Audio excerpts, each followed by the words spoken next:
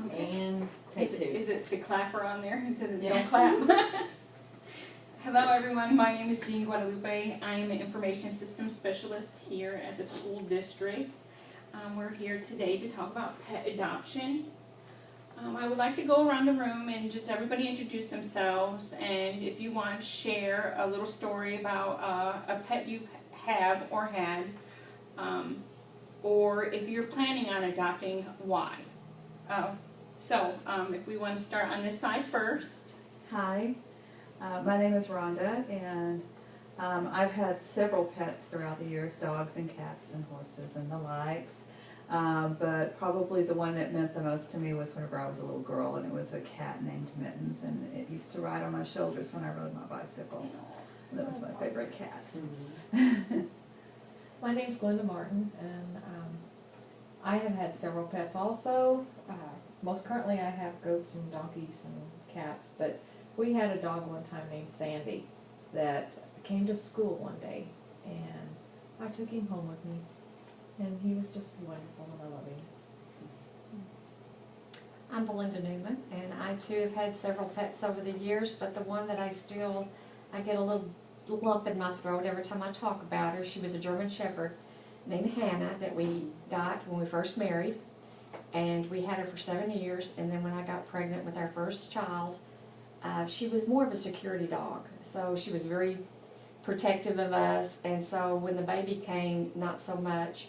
So in kind of thinking that's probably not a good idea, I couldn't trust her around the baby, we gave her up to a security place. So I still, just seeing her in the back of that car as they were leaving, I just got, oh.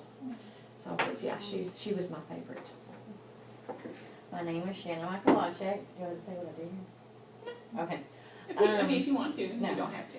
My favorite dog is actually the one that I currently have. She's the first one that I've ever adopted, and her name is Molly. She was 4 when I got her. She's a full-blooded black lab, and now she's 11. And she has the patience of Job, and she's all mine. My name is Tammy. I've had dogs all my whole life, and lots of other animals too, but probably the most special one, sorry. It is fun. They all hold special places in our heart. I would like to tell you about my family. I moved here to Texas in 2001, and of course, I have no family here, so of course we adopted our first son, and it's Tony. He's 13 now, and I decided a little bit later that he needed a playmate. So we went ahead and got Austin, which was not a great playmate. Unfortunately, Tony is your laid-back type of dog. Austin is more of your cuddler. And now we have Jax. It's not the lighting, you just really can't see him. He's that dark. He is the mixture of both, and he's 2, so they are all special to me, and they've all been, I've adopted them in various places. So, and we're going to talk about all these. I adopted Tony out of an actual puppy mill, not knowing what one of those were at the time. And then Austin out of a breeder from a newspaper. And then Jax was a rescue, literally from Walmart in the back of a pickup truck. So, we're going to go ahead and move on. I'm going to first pass out for you. If you could just pass this around. There's a brochure and flyers and additional resources, so you guys don't have to worry about, writing anything down as of right now. So you can keep this for additional information, or if you have questions, you'll know where to go if you need it. There you go. Kind of rambled there a little bit. So on the agenda today, we're just going to go over, of course, my family. Animal shelters, the responsibilities, little additional information. Hey, did you know? If you ever thought about volunteering, not necessarily at a shelter or volunteering or just even donating. So there's various ways. And then of course your additional resources, what's available in this handout here for you. So, right here is why should we adopt from a animal shelter? Well, animal shelters have several benefits. As you can see, there's 2.7 million animals that are euthanized by doing various things like spaying and neutering. Your dogs could help reduce that. Adopting from an animal shelter. If you're looking for your purebred, like you want that purebred lab or chihuahua,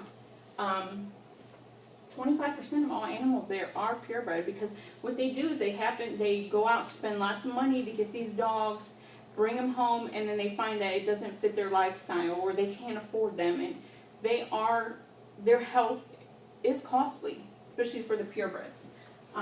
So you could find them at your local pet shelter. If you adopt there, they come with shots. If they don't already have them, they give them shots, they chip them, they spay and neuter them, so you don't have to upfront those costs. It's just one set fee, depends on who you go through. And by adopting through a shelter means one less supporter of the puppy mill. So again, we'll go over this. It's inexpensive, spay, neutering, vaccinated, it gives abandoned pet a home, and they come chipped in most cases. I don't think all shelters do that, but I think they're moving towards that. The con is you don't know their temperaments at all times. I know they try and put them down there, but since they only have them with a limited time, they really cannot pinpoint that, unfortunately. I know breeders might be able to, especially if they know the parents, but technically, if shelter, it's not too clear. And then you really don't know how old the animal is. I know my grandma got a dog, they say it was 2 years old, and the dog is actually 7. So, you just never know. So, just to give you a little bit additional information, petfinder.com. If you're thinking about a dog, if they'll help you determine what type of dog you need for your family, for your lifestyle needs. So, we have a dog here. We have the feline, the same thing too. There's a lot of resources out there for you to go and see, and it could get a little overwhelming too. So the responsibility of being a pet owner is number one, spay and neuter your pet. Even if you don't adopt through a shelter, you go through a breeder or any other means, you find them on the street, just go ahead and spay or neuter them. There's plenty of benefits. It reduces the overpopulation of a pet, improves their health, erratic behavior, because I know my baby still has not been fixed and he is a maniac. And it's supposed to cut down on the pet care cost. Vaccinations are must, because now they went into law of the Rabies Control Act. I did not know that recently until I went to the vet, but I keep up on it, and I was a little behind on one of them, and they informed me. So vaccinations, again, are a must. And then grooming, and especially depends on what type of dog you have. Like the hair, if it grows, gets matted, you need to brush them, because if my dog clumps hair fall out. And then of course their nails, they grow in under, so it's hard for them to walk, so you want to keep up on their grooming.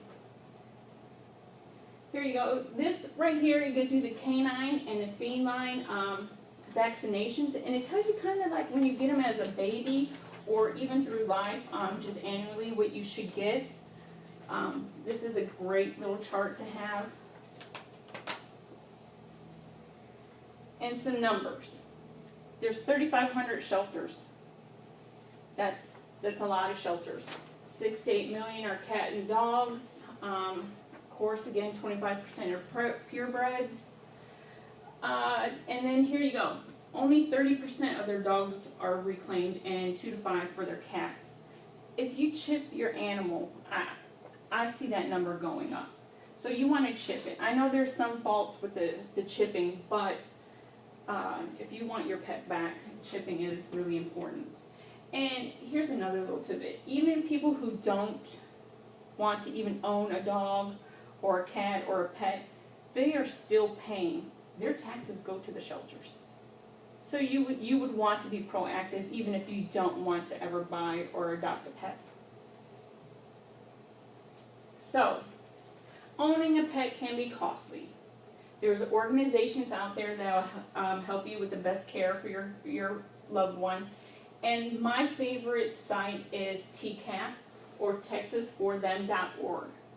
They're great. They have all types of packages for your young to even older ones, and it calls vaccinations, teeth cleaning, nail clipping, grooming. It's a great website, and adopting a pet is a lifelong commitment, not in the moment feeling. So I live by that one. If you decide to volunteer, there's several ways. You could contact your animal shelter and see what their needs are. And it could be just like donating.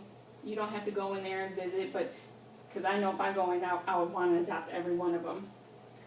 And even this Humane Society North Texas, they have an event calendar. They have like Pet Palooza. They have all types of things for animals, and it's great. I usually take Tony, or even fostering a pet. Could you imagine? Again, I adopt every one of them. This is the TCAP's website. I just wanted to show you they're opening new clinics all around, so it's closer. It used to be just one. What you do is just, you could put make an appointment online, then they'll usually contact you in 24 hours. You can even prepay for your services. So if you know something's coming up, you have a general idea, you could put that into your account. And like I said, vaccinations, dental, spay, neutering, and just specials. I mean, this is really nice. You go in the morning, you drop your pet off, and then you are not allowed to pick your pet up till that late afternoon, around 5 o'clock. So you're not running back and forth from the vet and everything. They're being watched. So it's a great little website. And then I know your local vets around here. I know Rickards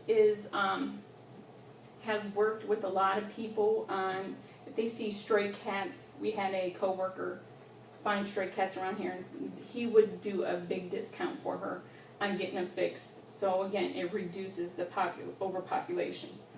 And then if you tell him you want the 1-800 Pet Meds discount, they'll charge you for what they get the pill from and not what they're charging for so it's a big discount.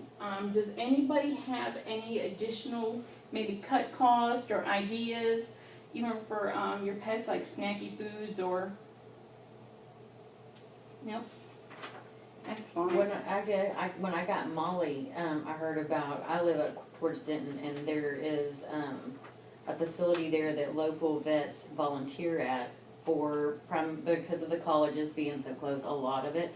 And they did her shots and her spaying for $150 for a full-grown lab, which is a really good deal. Oh, yeah. So but that's what they do.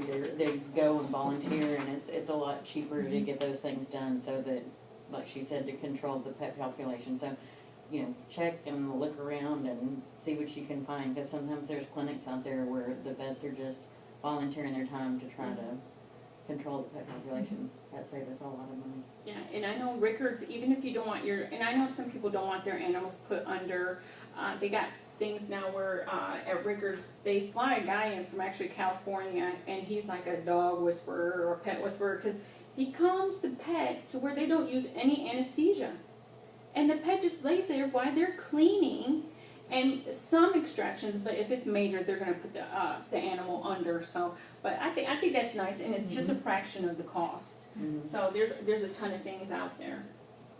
So this is provided in your little packet. What this is, again, is all the information that I got on the PowerPoint is right here. So if you need to go back in and look and see, because there's so much information, it's truly overwhelming with the data, the charts, and it's just, it's a little sad too.